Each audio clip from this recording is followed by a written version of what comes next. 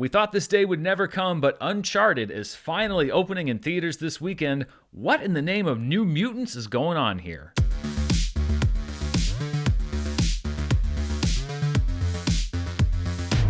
This review is brought to you by Athletic Greens. Go to athleticgreens.com/Dan, D-A-N, for a special offer, and stay tuned after this review for more info.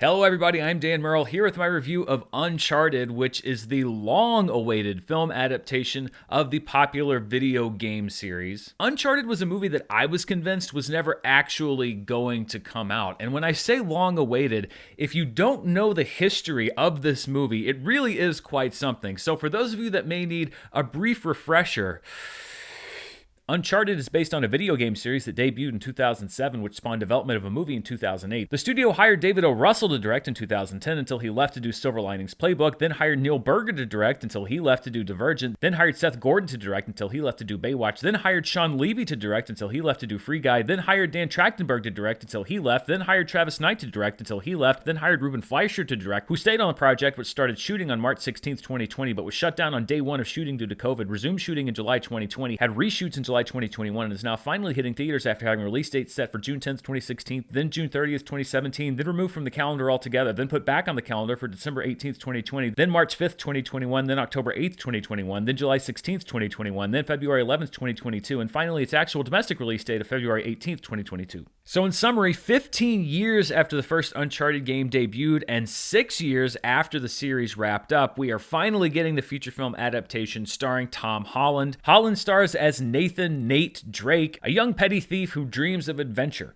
Mark Wahlberg plays Sully, an older career thief who recruits Nathan to help him find and steal the lost gold of Magellan, a fortune that is worth literally billions. Their uneasy alliance becomes even uneasier when Sophia Ali's Chloe Fraser joins the group, and that time-trusted game of questioning who can be trusted begins. Also looking for the treasure is Santiago Moncada, played by Antonio Banderas, a descendant of the family who bankrolled Magellan's original expedition, who believes that the treasure is his. Moncada's muscle is his enforcer Tati, played by Joe Gabriel, who has her own complicated past with Sully. Let's cut right to the quick here. There's almost nothing in this movie that you haven't seen some version of before. This is a movie adaptation of a video game that was really an adaptation of movies like Raiders of the Lost Ark. And then you add into the fact that this movie also adapts elements from films like National Treasure and the Tomb Raider series and even the later era Mission Impossible films. Uncharted is basically the culmination of a decades-long game of movie telephone. The kernel of the idea is there, and then you just add in the film language that already exists. I found with a lot of these movies that it really comes down to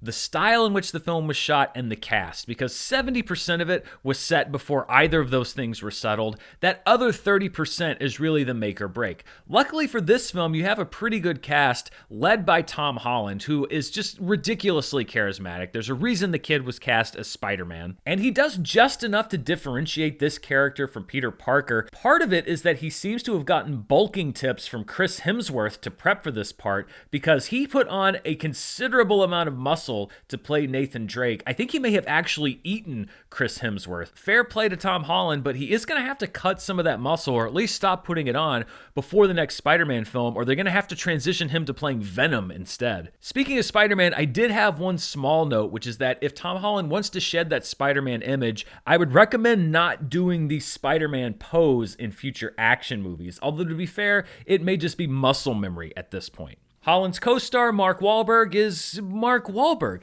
You know what you're going to get with this guy. You're going to get the same performance every time. And then when you look at the rest of the characters, they're infused with just enough personality to elevate them slightly above cut and paste stock characters, again because this movie is pretty well cast. The action, I think, was also shot pretty well. I don't know how much of it is Ruben Fleischer's design and how much of it is the pre-visualization that was done for this film over the last 15 years. But even the big CGI sequences are vibrant and fresh, and they're easy to follow, which is something that's all too often not the case in big movies like this. I also think the IMAX format as well utilized particularly particularly with a sequence involving a cargo plane and a string of nets that Nathan has to traverse in order to save his hide. Usually video game movies like these are made for the faithful, but this one I think may actually cut the other way because I didn't play the Uncharted games a whole lot. I vaguely remember starting the first game. I don't even know if I finished it. It's not because I didn't like it. I just didn't have as much time to game, or I was playing other stuff at the time. But I have a suspicion that hardcore fans of the Uncharted series are probably not going to like this adaptation because it does seem slight of character.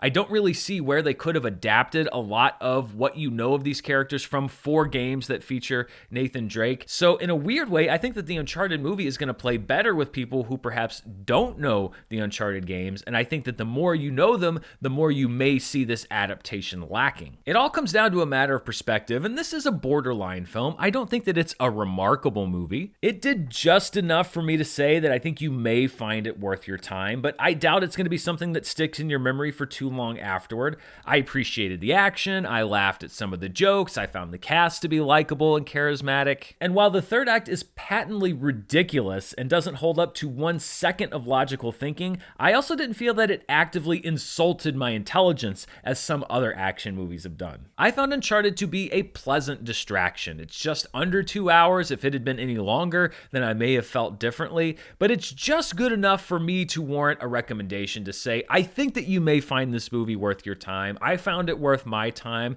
Your mileage may vary. If you like the video games, then you may like this movie less than I did, but I don't regret going to see it. It doesn't do anything to revolutionize the action genre, but I don't think that you need to have a movie that does that in order to give it a recommendation, much like I felt with Marry Me last weekend. It's a typical rom-com, but it was pleasant enough. I enjoyed it while I was watching it, and that's enough for me to say, hey, why not give it a shot? I thought that Uncharted was pretty good, but on the sliding scale of video game movies, that makes it pretty close to a masterpiece, which reminds me of something. Way back when I first started this channel, I reviewed Sonic the Hedgehog, and I started a club that I realized I'd completely forgotten about in the almost 2 years since. As a matter of fact, I forgot to induct another member, which was last year's Mortal Kombat, into this club. So consider this a double induction of Uncharted and last year's Mortal Kombat into the Video Game Movies of Acceptable Quality Hall of Fame.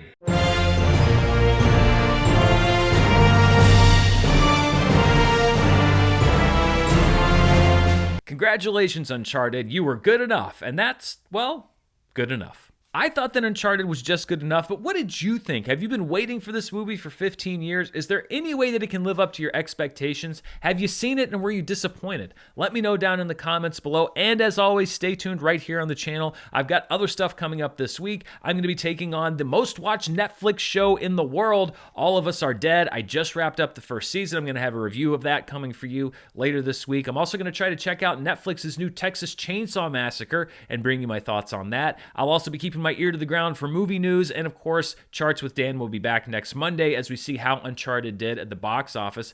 Thank you so much for watching. If you want to see even more of what I'm up to, you can check me out on Patreon at patreon.com/Dan Murrell. And I also want to thank the sponsor for today's review, Athletic Greens. 2022 is a year for me where I'm focusing on my own personal health and well-being, and a big part of that routine is Athletic Greens. You know, a lot of people spend so much money on all of these different supplements that they have to remember to take at different times of the day. With Athletic Greens, you get so much stuff that's great for you, including vitamins or probiotics, in one easy-to-drink serving once a day. All you have to do is put it into a cup of water, and you're good to go. The point is that you get stuff that's great for your body, that's easy to drink, that tastes great, and that's way more affordable than buying all these different supplements separately. I started taking Athletic Greens because one thing I'm focusing on in particular is my gut health, and there are some great things, including probiotics in Athletic Greens, that help to enhance that for me. And the good news is, to make it easy, Athletic Greens is going to give you a free 1-year supply of immune-supporting vitamin D and 5 free travel packs with your first purchase. All you have to do is visit athleticgreens.com/Dan. Again, that is athleticgreens.com/DAN to take ownership over your health and pick up the ultimate daily nutritional insurance. It's time to reclaim your health and arm your immune system with convenient daily nutrition. And I want to thank Athletic Greens for sponsoring this review. Thanks so much, everybody. Stay safe, and I'll see you next time. Bye.